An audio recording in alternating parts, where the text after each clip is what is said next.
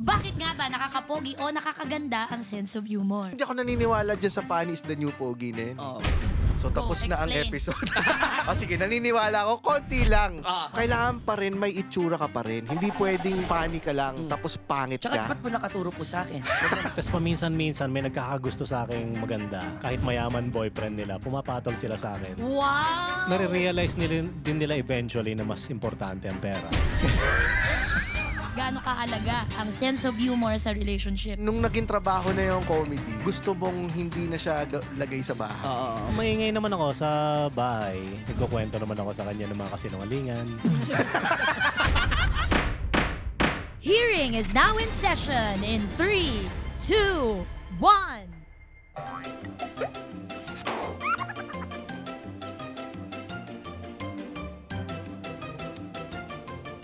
Welcome po guys ha. Na-miss nyo ba kami? Kasi na-miss din namin kayo. Sobra. O di po ba? Welcome to another episode of Your Honor. At saka una-unahang pagkakataon po sa pagkakataon lang na to ay hindi na mauulit. Wala kaming pinadalang subina. Bukod sa tinatamad na kami, ay sila mismo, yung mga resource persons namin, ang personal na dumulog sa aming programa dahil meron daw silang gustong patunayan, Mr. Vice Chair. Ay naman, Madam Chair, actually hindi ko na kailangan marinig mga argumento nila kasi feeling ko naniniwala talaga ako sa kanila. Naniniwala? Bakit? Bakit ka naniniwala? Siyempre, ako mismo patunay sa mga sinasabi nila. Bakit? Ano ba yung mga sinasabi nila? Gusto ko lang mag-ingat sa mga sasabihin ko ngayon. Kasi nga, ewan ko lang sa part ngayon, ha? I love you guys. Sabi nila kasi, fun is the new pogi. Isama ko na nga din yung sarili ko. Tama ka. Medyo nakakapogi ang pagiging funny at nakakaganda rin. Diba? Sama ko na. Funny is the new pretty. Naman! Uy, ako. Naman! Hindi ko kailangan mag-agree ka dahil maganda talaga ako. Charot! At dahil dyan, pag-uusapan natin ngayon, bakit nga ba nakakapogi o nakakaganda ang sense of humor? Oo, tama. Pero bago po yan, syempre, kailangan muna natin magbigay pugay sa ating Your Honor, Madam Chair Tuesday Vargas. Okay, yes. Thank you so much. Please sit down for your Vice Chair, Mr. Buboy Villar. Kansamida. Ayan, and let's welcome our resource persons, two of the best stand-up comedians sa bansa. Mula sa Cool Pals, Ryan Rems and James Caraan! Ryan, James, kamusta kayo? Mabuti naman po, magandang araw po Madam Chair and Mr. Vice Chair. Akala ko po ay inimbitahan niyo po kami dito para maging action star. Napansin ko nga na ang pagmamaong jacket ay medyo pinag-usapan niyo ba to? Hindi namin pinag-usapan to. Dalawa lang yan, either hold-upper kayo o magsa-Saudi. Hindi naman. Diba? Outfitan lang yan. Oo. Balik 90s kasi ito si Ryan tsaka si James. Known sila sa mga humor na humuhugot from the past. Si James kilala sa 90s jokes. Yan. At dyan nauso ang maong jacket. Wala ka ba nung anong baby ka pa? O di Wala, ka pa sabi ko nga, pinanganak? diba, naabutan ko na beanie.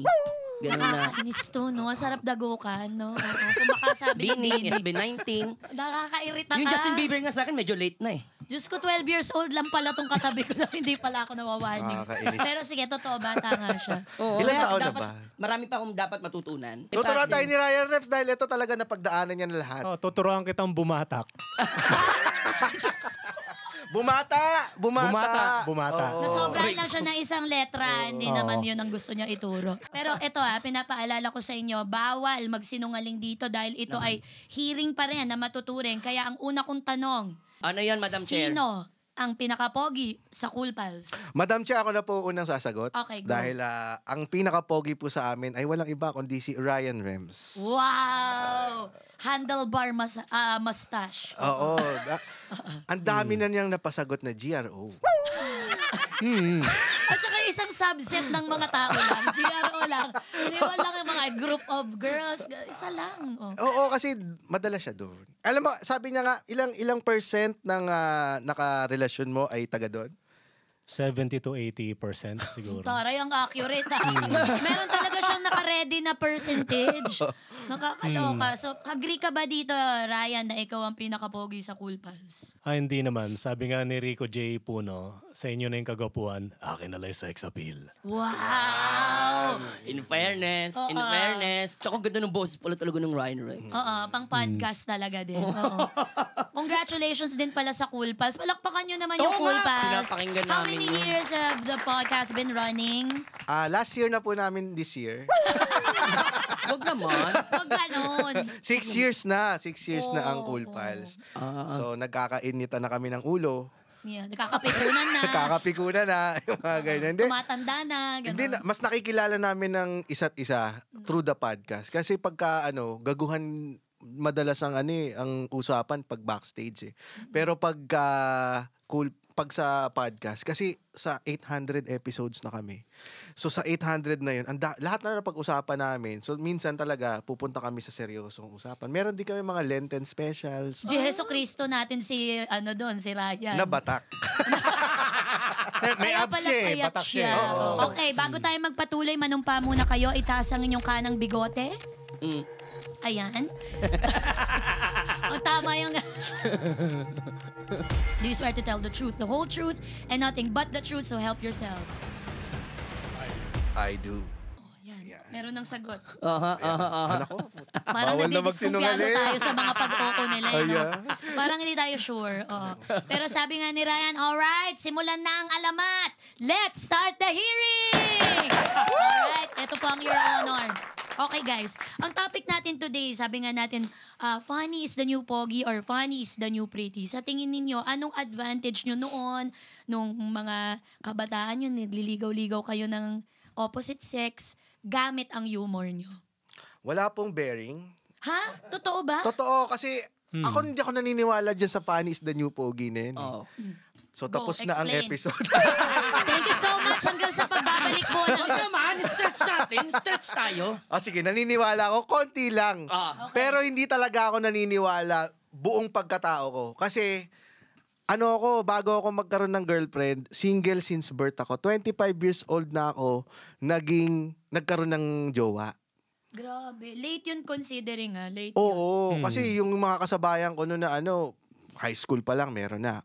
Considering galing ako sa all-boys school. Yung mga ganyan kaya 25 years old kasi parang puro patawa ka lang, nakikita ka lang ng mga tao at lalo-lalo ng mga babae na puro patawa ka lang. Parang hindi ka sineseryoso. Oo, kailangan pa rin may itsura ka pa rin. Hindi pwedeng funny ka lang tapos pangit Tsaka ka. ba't mo nakaturo po sa akin? Kapag Wala ka nilalampasan ganun ako. nga. Hindi, medyo nakita ko eh. Pag gumanon, sabay dinulas mo lang eh. Ito, gumanon. Nakaganon nga. Oo, Okay, nakaganon. Kailangan may itsura ka pa din. Hindi yung kailangan... Kasi ang funny na... Nasasabi lang nila, funny is the new pogi. Yung funny na yon ay kailangan may karakter pa din. Hindi po siya pwede na funny lang tapos yung bland lang yung itsura mo. Mas hindi nagwo-work ang funny tapos average looking ka.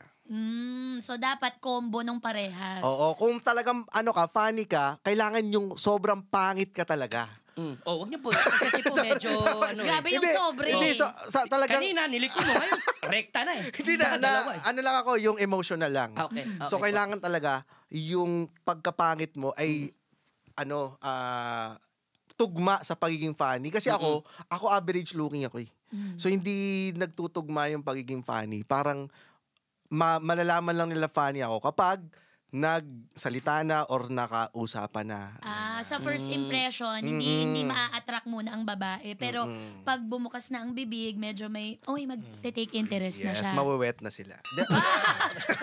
Nakakaloko. Wait agad. Hindi man lang yung parang interesado ko. Ako naman, example from age 20 hanggang 36, halos wala akong pera niyan eh.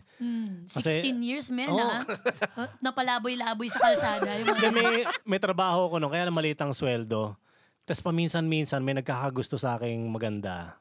Kahit mayaman boyfriend nila, pumapatol sila sa akin. Wow! Dine-develop ko lang sila eh. Kasabay ko sila sa jeep, tapos kasabay ko sila sa UV Express. Hanggang one time na lang, hahalikan na lang nila ako bigla. Pogi. Patawa lang yun. Katas lang ng patawa yun. Hindi, walang exaggeration. Kasi yun eh, parang munestra ko rin sa utak, i-develop ko tong babaeng ito. Na mahulog sa'yo dahan-dahan. Mahuhulog ka sa akin dahan-dahan. Ako'y isang kumunoy. Wala ka ng pag-ahon na magaganap. Meron din naman nakakawala na siguro mataas standards niya. So, okay lang sa akin yun. Ang technique lang dyan, manligaw ka ng 5. Pag may sumunggot na isa, di yun na yun. Okay, so mas maraming chances of winning. Parang Yes. ganon. Oo, raffle lang. Grabe yung level of confidence mo, Ryan. Umaabot talaga hanggang doon sa kabilang studio. Nadarama ko Tumatagos nga sa human body ko na pumupunta doon sa kabila. Ganon siya kalakas, man. Oo, pinag-aralan ko yung statistics Ganun talaga. Minat niya. Ang galing. May statistics po. Minat niya. Pero may nag-succeed, Ryan, sa isa sa mga relasyon na to gamit ang humor. Hindi, nare-realize din nila eventually na mas importante ang pera. Actually naman. Kaysa nagtatatawa lang kayo tapos wala kayong makain. Oo, yung lahat na nakarelasyon kong nakuha ko lang sa patawa, ginosting nila ako After? Nung nagka-realization sila na ay putya, wala pala akong patutungan dito, ang baba ng sweldo. Hoy. Oo. Ang lungkot naman.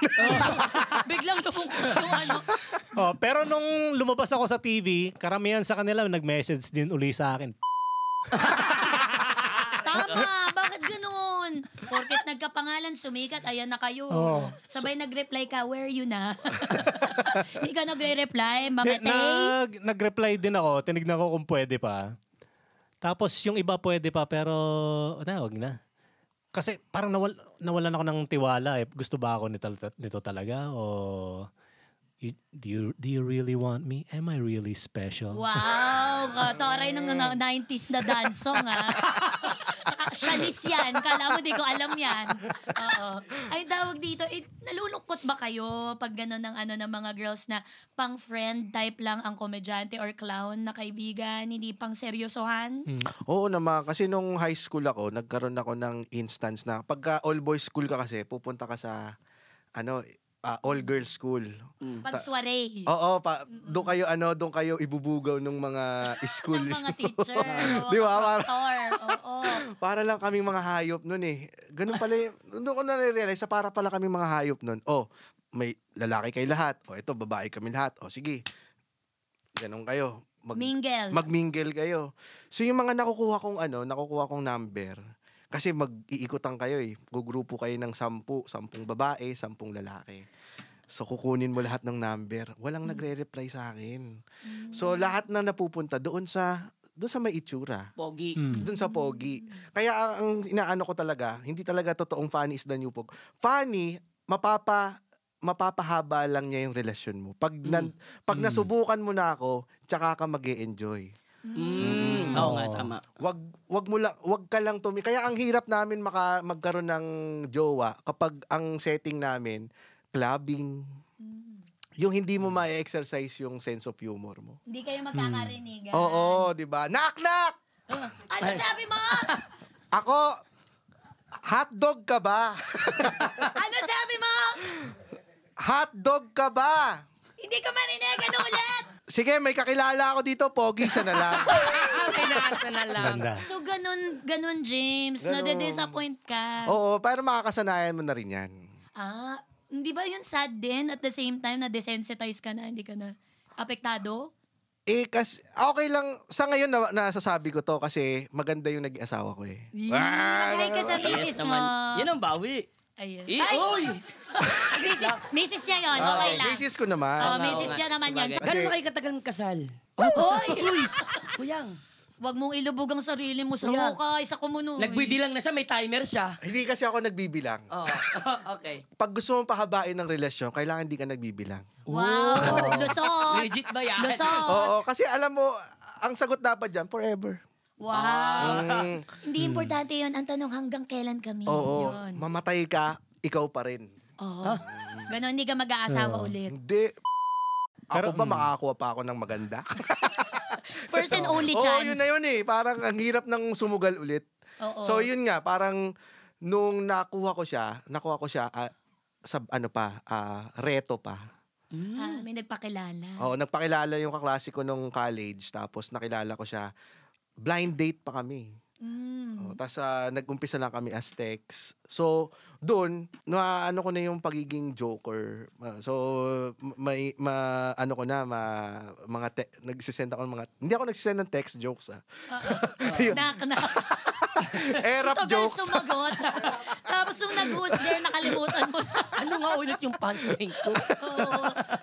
So, pag ganon, mas lumalaki yung chance ko na mas gusto ko ganun eh. Gusto mag-uusap kami muna bago niya makita yung pagmumukha ko. Oh, so ang komedyante pala, long game ang panliligaw. Yes. Hindi Oo. pwedeng yung hindi nagsasalita, tayo-tayuan lang, kuha kagad. Wala kaming ganong, anong tawag doon? Wala kaming ganong luxury.